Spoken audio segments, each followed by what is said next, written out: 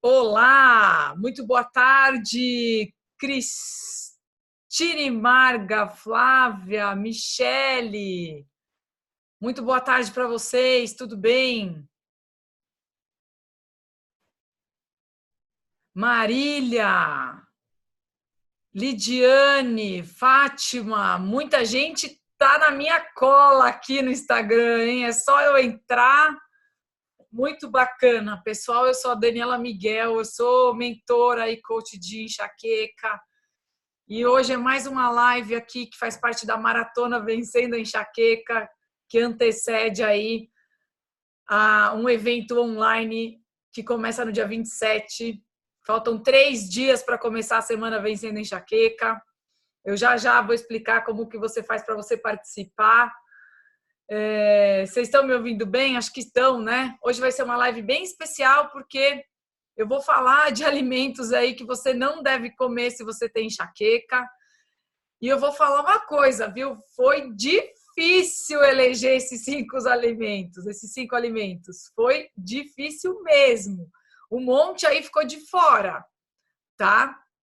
E vamos lembrar, antes da gente começar, que nada do que eu vou falar aqui, nada do que está publicado nas minhas redes sociais é da minha cabeça, né? Então, é só seguir as fontes e as referências que estão lá no meu site, principalmente quando eu falo, principalmente não, né? De tudo que eu falo, mas falando especificamente hoje de alimentos proibidos, isso não é da minha cabeça. Tá lá nas fontes e referências, é só ir no vencendoenxaqueca.com.br, no menu tem lá fontes, clica lá que você vai ver os livros específicos de enxaqueca, outros livros relacionados, artigos, vídeos, enfim, tem bastante coisa lá mastigadinha para você estudar. E já vou adiantar aqui, tá? Eu não sou médica, não sou nutricionista, isso aqui não é orientação, não confunda, não, isso aqui não substitui a consulta de um médico, tá bom? E a outra coisa que eu queria adiantar para o pessoal que escreveu que eu botei, né, hoje no Instagram, eu coloquei, vamos começar a aquecer, o que você acha, né, que são os 5 piores alimentos? Um monte de gente escrevendo coisa errada. Melancia, errado. Queijo, errado. Abacate, coco, pimenta, carne vermelha. Carne vermelha, peixe, creme de leite. Nada disso é ruim, muito pelo contrário. Então, quem escreveu essas coisas errou feio, tá? Então, vai ser bem legal o conteúdo aqui hoje. Continua aí, tá legal? Me mandem corações, compartilhem essa live, marca aquela amiga que tem enxaqueca. Deixa eu só finalizar os recados. Quem não está sabendo da Semana Vencendo a Enxaqueca, é um evento 100% online gratuito que começa na segunda-feira, dia 27, faltam 3 dias.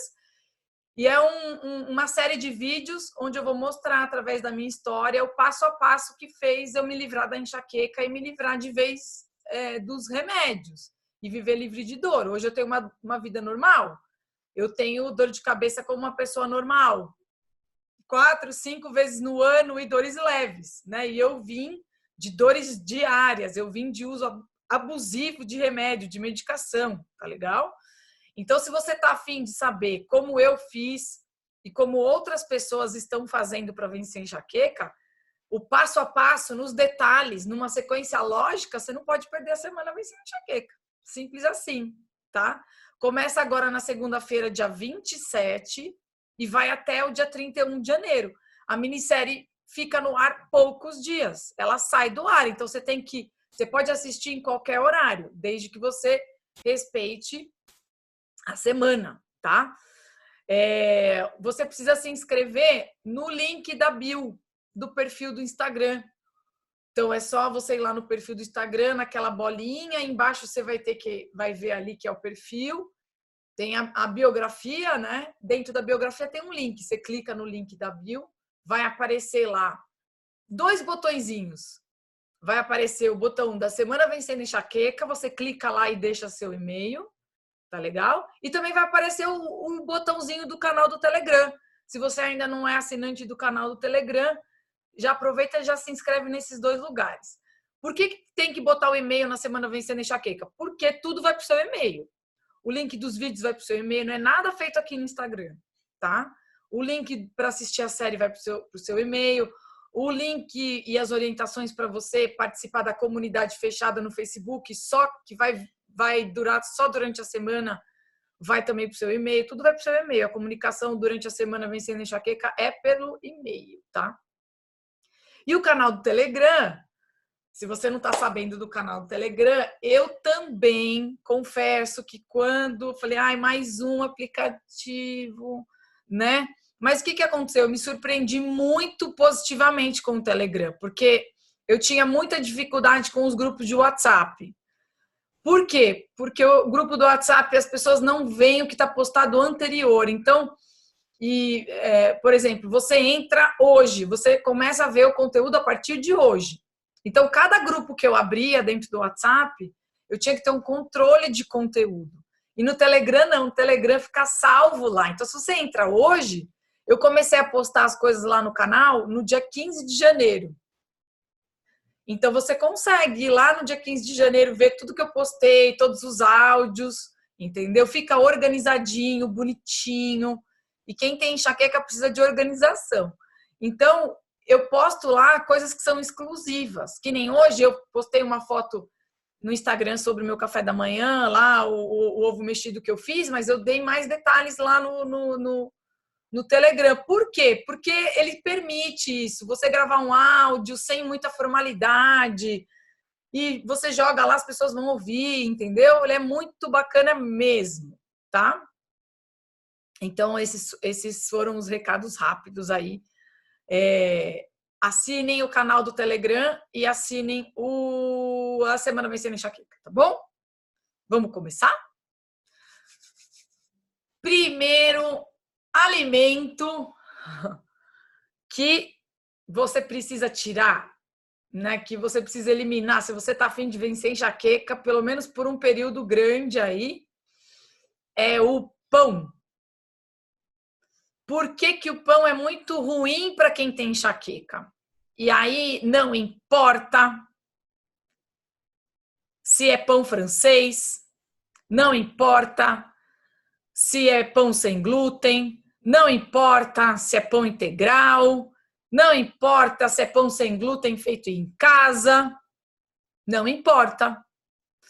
O pão é feito de farinha e farinha é feita ou de grãos ou de alguma raiz, batata doce, mandioca, enfim, que foi moída, e foi desidratada e foi refinada, né?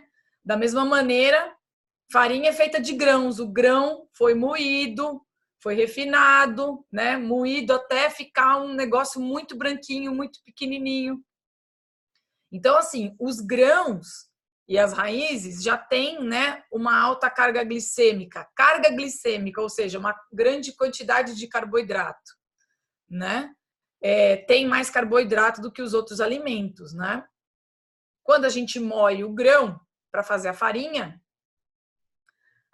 do trigo, para quem não sabe, é trigo moído, né? A farinha de arroz é arroz moído. A farinha de grão de bico, a mesma coisa. Então, quando a gente tem uma farinha, a gente aumenta a capacidade daquele alimento entrar na nossa corrente sanguínea e se transformar em glicose. Eleva o índice glicêmico. Porque, imagina, você tem uma coisa que vamos pensar o grão inteiro, integral. Você tem que mastigar, né? Você tem que cozinhar primeiro para você conseguir consumir. Aí você vai mastigar. Os pedaços são bem maiores, né? Quando você mastiga um grão de trigo, os pedaços que vão ficar na sua boca são infinitamente maiores do que a farinha que está totalmente moída. Então, isso vai cair no teu estômago, tem carga glicêmica, né? Ou seja, uma grande quantidade de carboidrato, mas não tem um índice glicêmico tão elevado quanto... É elevado? Mas não é tão elevado quanto a farinha. A farinha não, a hora que cai no estômago, rapidamente se transforma em glicose no sangue. Então, moer, né? Moer acaba elevando o índice glicêmico dos grãos. E tapioca, polvilho, é a mesma coisa, é o mesmo processo. Eles são provenientes do refinamento né, da mandioca, por exemplo, que já tem um alto índice glicêmico por si só. Quando você moe e refina, né, e faz aquilo virar uma farinha, mesmo não tendo glúten, o problema não é tanto o glúten, né? Vamos falar do glúten daqui a pouco. Eu estou falando por enquanto só dos carboidratos. Então, a tapioca e o polvilho são farinhas refinadas, viraram farinha pelo mesmo processo. Vai virar glicose, vai subir a insulina, vai subir a dopamina e a serotonina da mesma maneira que o açúcar faz, né? Como eu expliquei ontem na live de ontem. Então, assim, sem contar que os grãos, em especial, eles também são indigestos, porque eles têm toxina nas cascas, que atrapalham a digestão, que dificultam a digestão. Então, a gente fica lá tentando digerir aquele grão, tem várias substâncias ali que dificultam, que prejudicam a absorção de nutrientes, que quelam os nutrientes. O que é quelar? É bloquear. Então, quando a gente tem uma alimentação rica em grãos, às vezes, mesmo deixando de molho, vai ter uma absorção menor do que, por exemplo, a carne. Uma biodisponibilidade dos grãos é muito menor. Você não percebe essa questão da indigestão, talvez, porque você come todo dia o arroz, o feijão, o trigo, mas quando você para de comer por 30 dias direto e você volta a comer, aí você vai ver o que eu estou falando. Como a digestão fica super leve quando a gente tira os grãos. E isso é tão sério, é tão importante, que às vezes a pessoa só de tirar o glúten, ela já melhora da enxaqueca. Eu já recebi várias mensagens assim, da pessoa que fala assim, eu tinha dor, não sei o que, diária, nananã, mas eu só parei de comer o pão, eu melhorei. É claro que isso não acontece com a maioria das pessoas. É claro que a maioria das pessoas precisa ir além de só eliminar o glúten, né? Mas o glúten, que é uma proteína que ela é presente no trigo, né? Ela é muito ruim, ela é muito inflamatória, ela aumenta a permeabilidade intestinal.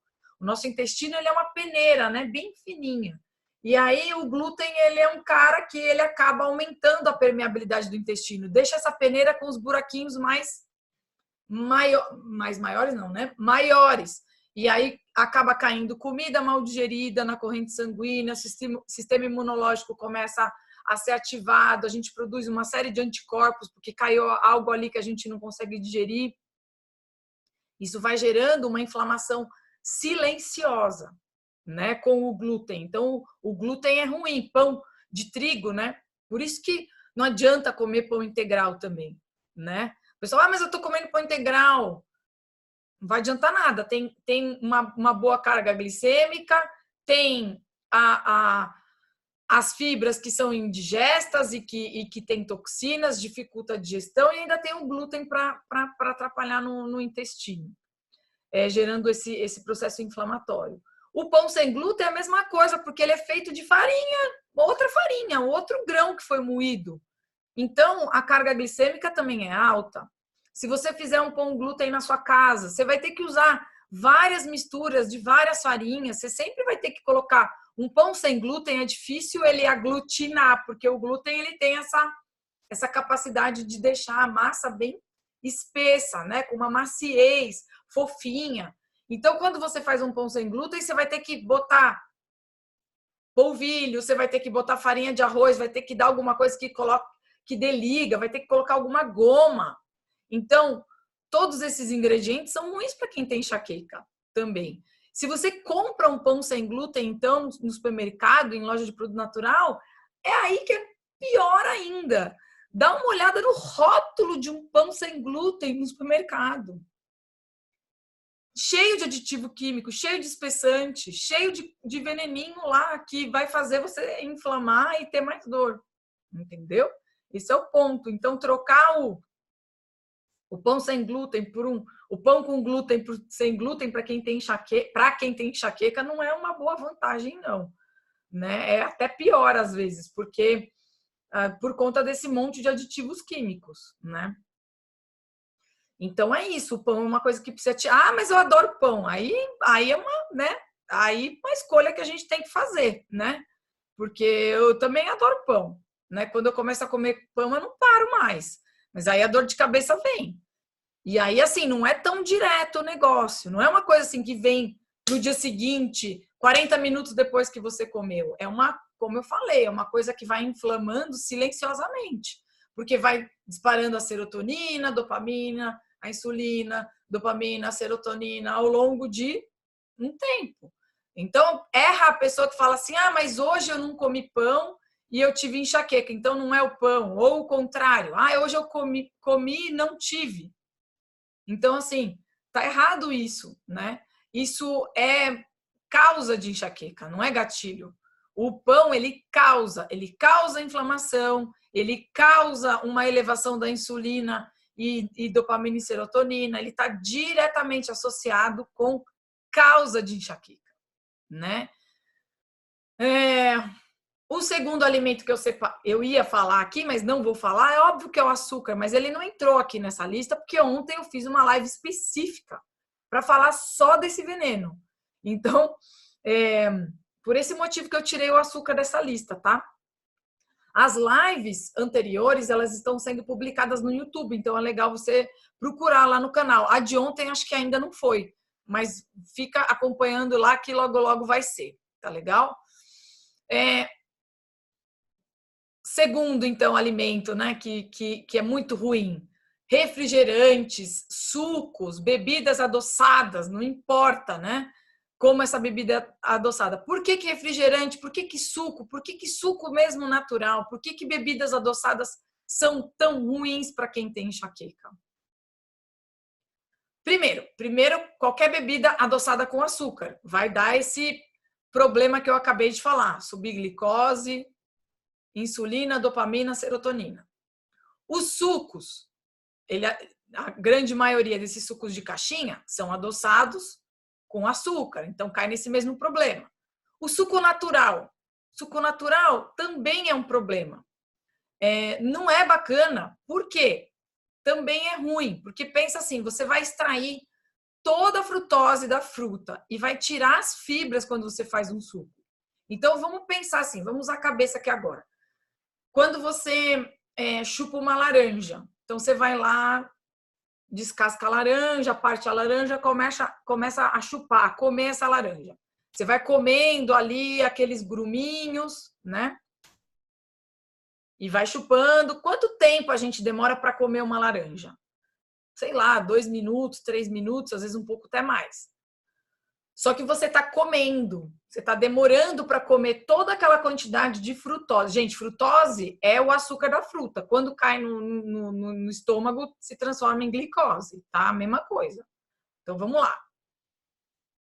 Quando você está comendo, né, uma laranja, você demora 3 minutos, vamos chutar aí, 3 minutos para você comer aquela quantidade de frutose que está em uma fruta. 3 minutos em uma fruta, ainda tem fibra ali ajudando. Agora eu vou fazer um suco de laranja.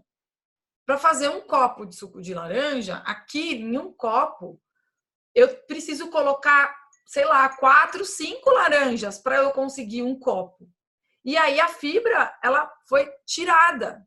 E em quanto tempo eu tomo um suco de laranja? Em 5 segundos. Gló, gló, gló, gló, gló, gló, gló, gló. Em 5 segundos eu comi a frutose equivalente a 5 frutas. Isso não acontece só com a laranja. Então, o problema de quando você toma, que nem teve alguém que colocou assim, ah, melancia faz mal. Talvez. Será que você está falando de suco de melancia ou melancia? Será que você está falando de suco de laranja ou de laranja? Né? Então, a quantidade de frutose no estômago de um suco natural, adoçado com açúcar, não importa. É uma bomba de glicose. Né? É uma bomba de glicose.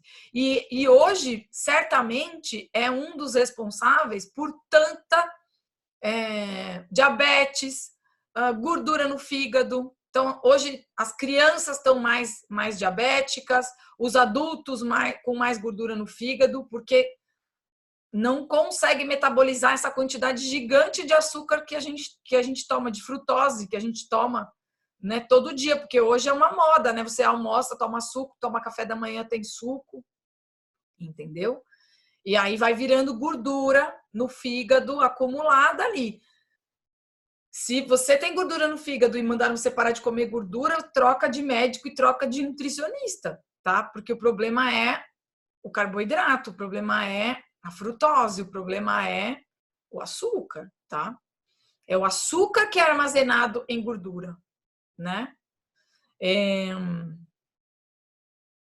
Então é a mesma coisa, é aquela bomba, né? Glicose, insulina, dopamina, serotonina, tá? E muito menos de caixinha, né? Porque de caixinha ainda provavelmente é um suco pasteurizado, ou seja, se é um suco natural de laranja, o que será que tem de nutriente ali? Porque aquele suco foi pasteurizado. Então, assim, as vitaminas, os nutrientes ali provavelmente se desnaturaram, né? Enfim. Então, com ou sem enxaqueca, suco é muito ruim para qualquer pessoa, não é só para quem tem enxaqueca, não, tá? As notícias, né? Então é isso aí. Terceiro item aqui que eu preparei para falar, que é muito ruim, que inflama demais, são os óleos vegetais de soja, de milho, de canola, de girassol. Daniela, por que óleo vegetal? Óleo de soja, óleo de milho, óleo de canola, óleo de girassol. Eu fui no médico, ele mandou eu só usar óleo de girassol, ele mandou eu usar só óleo de milho, de canola, falou que faz bem. Será que faz bem mesmo? Por que ele é muito ruim? Vamos parar para pensar. Esses óleos, eles não existem na natureza, igual a manteiga, por exemplo, que é simplesmente você bater a gordura, né, do leite e você se transforma aquele creme de leite numa manteiga. O óleo de coco, que é simplesmente, né, a primeira prensa do coco, já tem o óleo extra virgem. Os óleos feitos de grãos não são fabricados dessa maneira. A indústria precisa colocar esses grãos em grandes panelas de pressão, né, tonéis de pressão, que vão aumentar muito a pressão, muito a temperatura, né? Para conseguir extrair óleo desse grão. Pensa assim, você pega milho, se você apertar milho, vai sair óleo na sua mão? Não. Se você apertar a soja, vai sair óleo na sua mão? Não. Se você pegar um pedaço de coco e apertar assim, você vai perceber que a tua mão vai ficar oleosa. Se você pegar uma azeitona para fazer azeite, né? Se você apertar a azeitona, você vai perceber que a tua mão vai ficar oleosa. Os grãos, não. Para extrair óleo, tem que ter muita pressão e muita temperatura para soltar esse óleo que está lá dentro. Então, o que acontece? Vão surgir os óleos. Esses óleos, geralmente, eles são bem escuros, e com um cheiro muito ruim, um cheiro de toxina, um cheiro de oxidação, um cheiro de rançoso, são óleos rançosos. Quem tem a minha idade, eu vou fazer 44 mês que vem, quem tem a minha idade vai lembrar das propagandas do óleo Lisa, quando a gente era criança, o óleo de soja Lisa, que era enlatado. Antigamente, fazer fritura, né, era muito ruim. As donas de casa não queriam fazer fritura, porque pegar esse óleo de soja todo esquisito e fazer uma fritura em casa, ficava um cheiro horroroso espalhado, muito pior do que fica hoje. Hoje já é ruim, mas antigamente era muito pior, né? Muito pior. Por que hoje o óleo de soja não é tão ruim assim? Porque esses óleos passaram por outros processos além do processo de extração. Então, o refinamento, eles foram filtrados, jogaram solventes químicos para deixar ele com uma cor melhor, ele sofreu processo de desodorização, entendeu? Então, tudo isso junto, primeiro, a alta temperatura e a alta pressão muda a estrutura do óleo, deixando já esse óleo oxidado, e oxidação é toxina. Toxina inflama. Além disso, tem os processos químicos que esse óleo é submetido. Então, o refinamento, o branqueamento, a desodorização, a filtragem, tudo para tirar o odor, tirar esse cheiro, né, ruim, tirar sujeirinhas, né, para filtrar, enfim, tirar a cor, né? Então é uma maravilha tóxica esse tipo de óleo, né? Por isso que a gente vai no supermercado e tá lá aquele óleo amarelinho, límpido, né, bonitinho, porque teve um processo enorme atrás. Então, esses óleos são oxidados.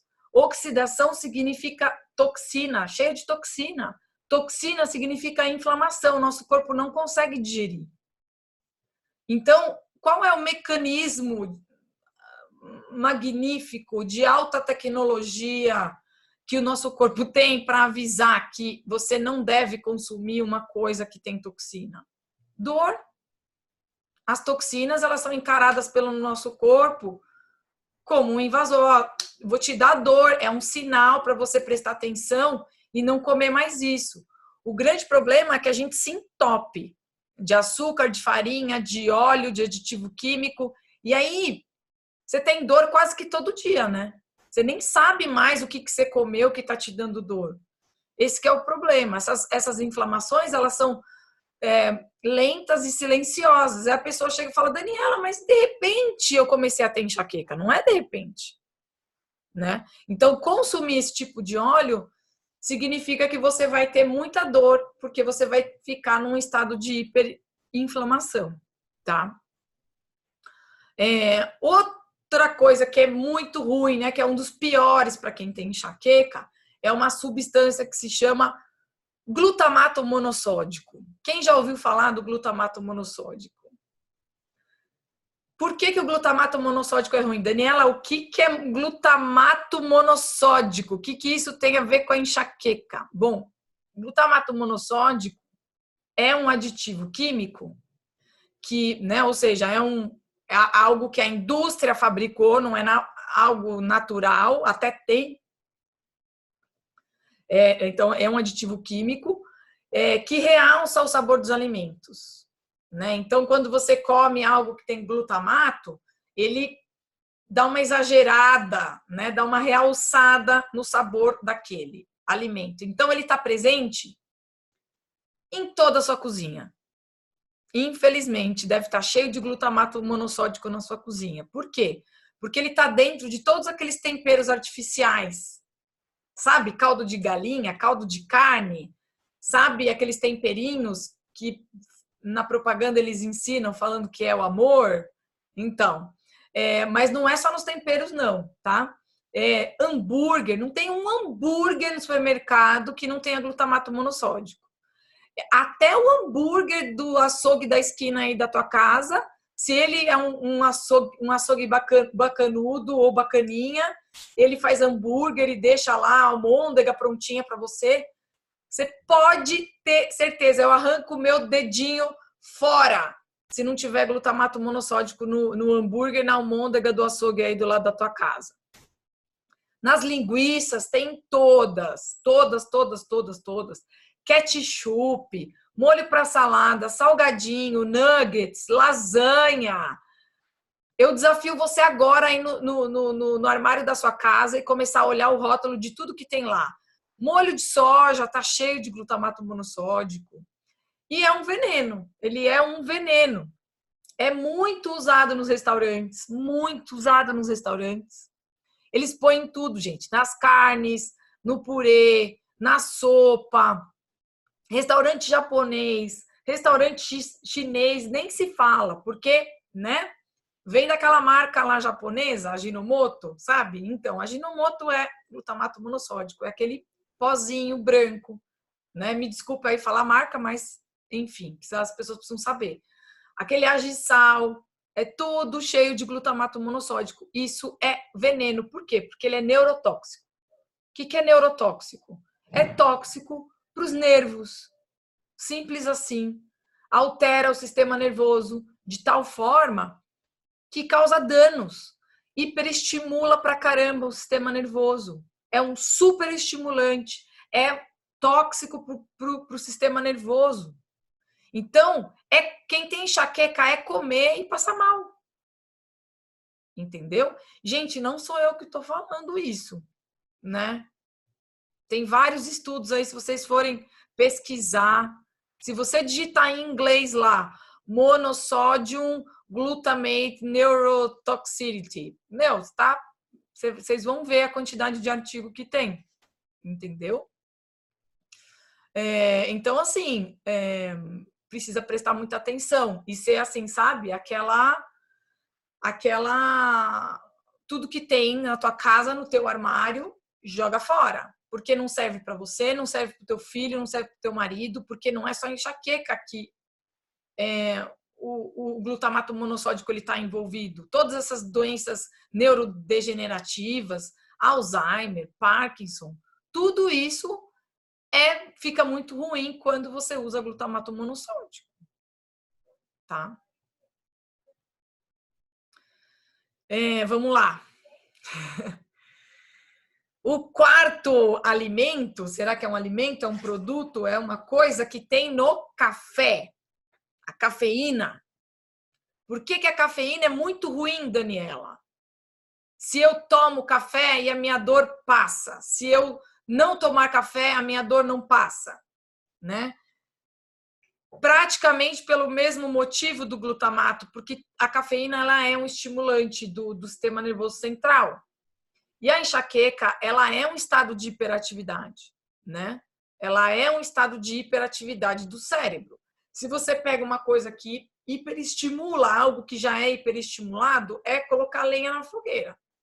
Então, a cafeína, ela tem no café, ela tem em vários chás, chá verde, chá branco, chá mate, chimarrão, tererê. Todas essas bebidas estão lotadas de cafeína, né? Então, quando você bebe qualquer coisa que tenha cafeína, você está jogando lenha na fogueira, você está piorando esse estado de hiperestimulação e fazendo com que você tenha enxaqueca. Isso causa enxaqueca. Ah, Daniela, mas quando eu tomo café, eu não tenho dor de cabeça. Se eu tiro o café, eu tenho dor de cabeça. É porque, assim, o cafeína, ela pode, num primeiro momento, ela dilata, né, os vasos sanguíneos do corpo. E aí, depois ela contrai, né, esses vasos sanguíneos do cérebro. E aí, até é esse o fenômeno que acontece que dá um certo alívio na dor de cabeça quando você consome cafeína. É por isso que os comprimidos, né, têm cafeína na composição. Os analgésicos conjugados, aqueles tipo Dorflex, Cefalive, Enxaque, Mioflex, todos esses têm cafeína na composição. Só que da mesma maneira que está melhorando no curto prazo, está causando a dor no dia seguinte. Então, você pode até não tomar café, mas se você toma esse tipo de analgésico, dá no mesmo. Se você se entope de Dorflex, de Mioflex, de Tandrilax, de não sei mais o que lá, Cefalive, Enxaque, eu me entupia de Dorflex. É um tiro no pé, porque você vai ganhar a enxaqueca de rebote, a cefaleia de rebote, que é a dor causada, né, pelo uso abusivo desses analgésicos e de analgésicos com cafeína. A dor sempre volta mais forte. E quando você tira, essa dor que dá é uma dor de abstinência. Entendeu? Então, eu não sei se vocês acompanharam os stories do Dr. Alexandre essa semana. Ele não tem, Dr. Alexandre Feldman, ele não tem enxaqueca, mas ele veio tomando café todo dia durante vários meses, e aí ele viu que ele estava dependente do café, e segunda-feira ele decidiu parar de tomar café. Ele ficou com dor de cabeça e ele não tem nem enxaqueca. E aí ele estava falando os sintomas que ele teve quando ele parou de tomar cafeína. Hoje é sexta-feira, foi o primeiro dia que ele acordou sem os sintomas, que era cansaço, sonolência, dor de cabeça. Ele falou que ele teve até que tomar analgésico. Então, para você entender a potência da cafeína, isso numa pessoa que não tem enxaqueca, imagina uma pessoa que tem, quem tem, tá? Daniela, mas e o descafeinado? Descafeinado, gente, o que acontece? Não é só a cafeína que é hiperestimulante no café. Não é só a cafeína que é hiperestimulante nas outras coisas. Tem outras substâncias também. Então, não adianta tirar só a cafeína do café. Você vai estar consumindo outras substâncias hiperestimulantes. Então, não adianta tomar café descafeinado. Eu sinto muito te informar, mas não tem dose segura para quem tem enxaqueca, né, para consumir de cafeína. Não adianta um golinho, um dedinho, não adianta, entendeu? E principalmente se você tem enxaqueca e ansiedade. Ansiedade também, se a pessoa não tem enxaqueca, mas tem ansiedade, também devia ficar longe do café, tá? Caramba, é isso aí. Os 5 alimentos que você deve fugir igual, né? O diabo da cruz, se você tem enxaqueca. Então, quem escreveu melancia, né? Às vezes está se referindo ao suco da melancia. Às vezes, quem escreveu melancia esqueceu que no mesmo dia comeu pão. Às vezes, quem comeu queijo, né, não contou que foi na pizza com uma massa de trigo. Quem colocou que abacate faz mal para enxaqueca, esqueceu de falar que come abacate com leite condensado, né? Quem colocou que pimenta faz mal para enxaqueca, esqueceu de colocar que a pimenta ela comeu junto com a coxinha, fritada no óleo de soja, cheia de glutamato monossódico. Quem escreveu carne, né, esqueceu de falar que comeu essa carne no restaurante, estava cheio de glutamato, ou que essa carne foi frita no óleo de soja, de milho, de canola, sei lá do que. E o peixe frito, né? Pegou o peixe, fritou na farinha de trigo, fritou ele no óleo de milho, e aí fala que peixe frito faz mal, tadinho do peixe. Né? Então não adianta nada. A gente precisa começar a olhar agora para a nossa alimentação e entender quem são os verdadeiros culpados. Porque não culpar o queijo de jeito nenhum, culpar o coco de jeito nenhum, o abacate de jeito nenhum, a pimenta que é mega anti-inflamatória de jeito nenhum. A melancia, talvez ela traga um problema para quem tem uma enxaqueca crônica, mas ela não é a coisa que vai realmente disparar uma dor, que causar uma dor enorme. É o contexto, são os outros alimentos que você nem desconfia. O contexto é a noite mal dormida que você teve no dia que você comeu a melancia. O contexto é a briga com o marido, a briga no trabalho, aquele estresse com o seu filho que fez uma coisa que você ficou louca e você perdeu as estribeiras. O contexto é você estar sedentária há 10 anos. O contexto é você estar tomando anticoncepcional. Tudo isso junto, a enxaqueca é uma conexão de vários eventos, entendeu? Nunca é uma coisa, nunca é uma coisa. Essa live hoje, eu não gosto muito de falar os 5 piores, é porque não é só isso, o contexto é grande. A enxaqueca é um conjunto de caixinhas, um conjunto de balõezinhos. Quem lê em inglês, leiam esse livro aqui, ó, Migraine Miracle, é muito legal. O Milagre da Enxaqueca, que ele fala exatamente dessa interconexão de vários assuntos. Por isso que a enxaqueca não é simples, né? Por isso que precisa envolver uma série de mudanças. Por isso que as pessoas desistem, porque acabam se assustando, mas não é. Quando você começa a fazer a coisa bonitinha, comer bem, dormir bem, se exercitar, ovular, tomar sol, vocês vão ver que aos poucos, né, melhorar sua gestão emocional, vocês vão ver que aos poucos ela vai desaparecendo. É isso. Agora eu vou tomar uma água enquanto vocês vão colocar aqui as perguntas, as dúvidas. Tá legal? Vamos tomar uma aguinha aqui para eu recuperar minha respiração.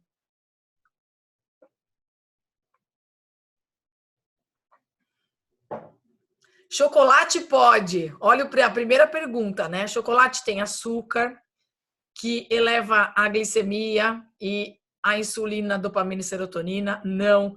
Chocolate tem leite pasteurizado que inflama? Não. Chocolate tem aditivos, aromatizantes, espessantes, né, de todos os tipos que inflamam? Então, não, tá? Agora, cacau 100%, se você conseguir comer, pode. Daniela, você é demais. Obrigada. Obrigada, Flávia. Vamos lá. Deixa eu abrir aqui para as perguntas.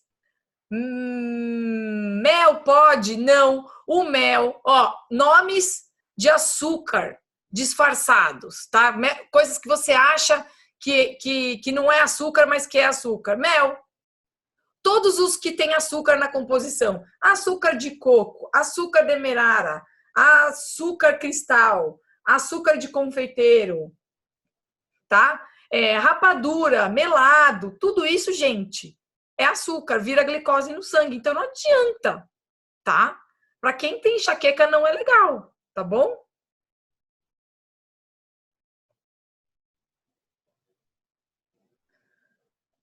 Beterraba pode? Beterraba é uma raiz, com certeza. Pode comer beterraba da mesma maneira que pode comer batata doce, mandioquinha. A raiz que não é legal, que tem um índice glicêmico alto, é a batata inglesa e a mandioca, né? O aipim. Agora, a questão das raízes, às vezes, elas precisam ser tiradas também. Porque às vezes a pessoa tem enxaqueca muito crônica, às vezes a pessoa, mesmo comendo as raízes, ela não melhora. Então, as raízes são um item que depois que você tentou ficar com as raízes e não melhorou, é um item que pode ser tirado também, mas inicialmente pode, tá bom?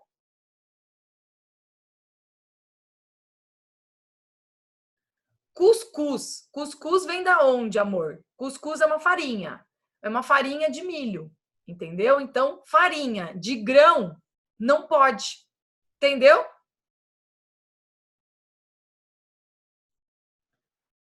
Fazer pão com batata doce sem farinha. Pode? Então, o grande problema também vai ser, assim, primeiro é você conseguir fazer uma receita de pão sem farinha. Não consigo entender como que você vai fazer isso.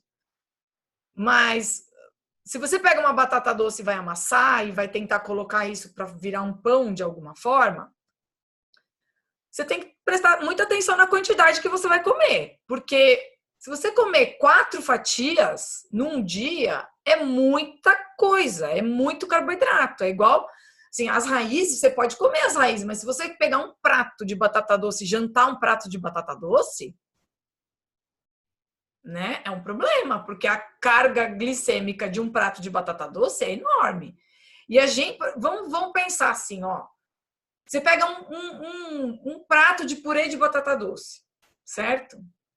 Ou um pão de batata doce, que seja, sem farinha, essa receita aí que você deve estar imaginando aí na tua cabeça. Quando você vai comer um purê de batata doce, um pão de batata doce, você tende a comer uma quantidade grande. Por quê? Porque tem uma grande quantidade de carboidrato, é fácil comer, é molinho, é uma comida que conforta.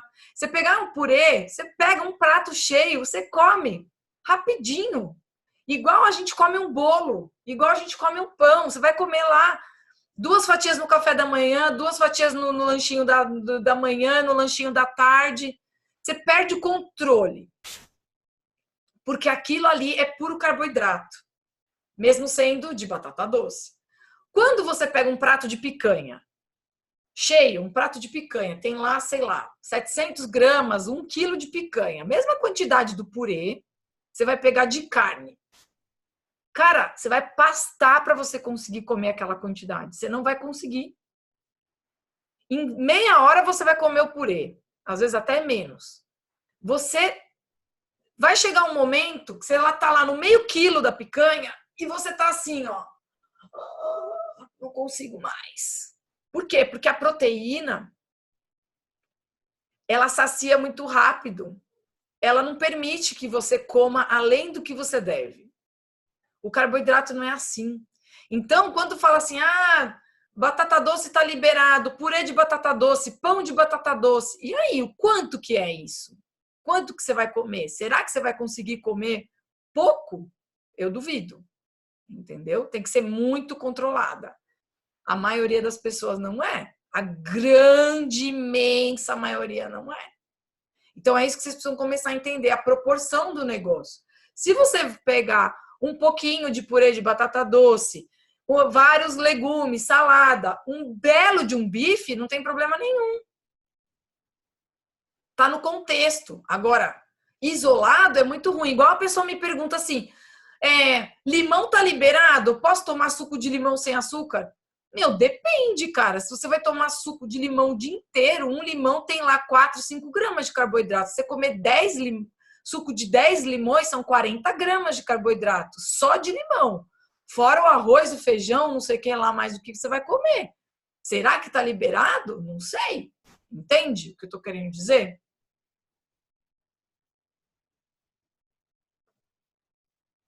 Como regular? Ó, quem não sabe colocar aqui as perguntas, é só clicar nessa caixinha do lado, quadradinha, com uma interrogação, que é muito mais fácil de eu responder olhando as caixinhas, tá bom?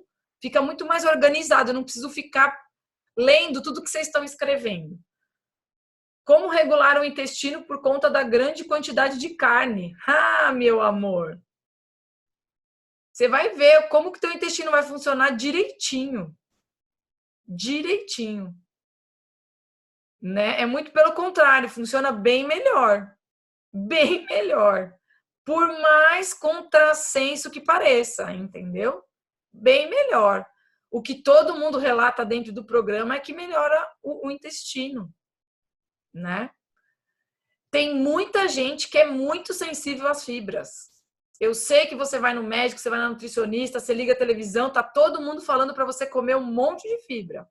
Mas eu garanto para você que tem muita gente que passa muito mal com fibra e cada vez mais se entope de fibra e fica comendo um monte de fibra e fica constipada e não sai desse ciclo e acha que só vai no banheiro por causa de fibra e está completamente errado, tá?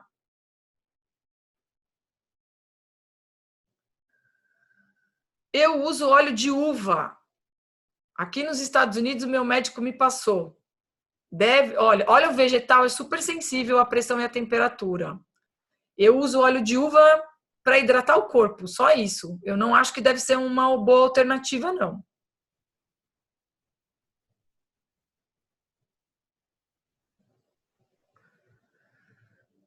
Banana com aveia pode? Aveia não. Aveia não. Aveia é um grão proibido, igual o trigo é. Tá? Aveia não pode. Banana depende do teu nível de cronicidade da enxaqueca. Se você tem dor todo dia, é melhor você evitar as frutas. Elas são permitidas, mas elas não são desejáveis. Se você tem pouca enxaqueca, aí talvez você consiga tolerar a banana. Açaí com granola pode? Não, granola não pode, né? Porque a granola é um monte de grãos que não foram fermentados, é cheio de carboidrato, é igual o que eu falei aqui da farinha serve para granola, né? Os grãos têm todas essas toxinas, os grãos têm grande carga glicêmica, né? Não é desejável se você tem dor todo dia. Açaí, se você achar um açaí puro, que é muito difícil, ele entra na mesma questão das frutas, entendeu? Se você tem muita dor, é melhor evitar as frutas. Se você tem pouca dor, você pode aturar o açaí, desde que não seja o açaí lá cheio de açúcar e cheio de aditivo químico que tem, né? Você já comeu açaí puro? Ele não é nada gostoso, mas se você conseguir comer,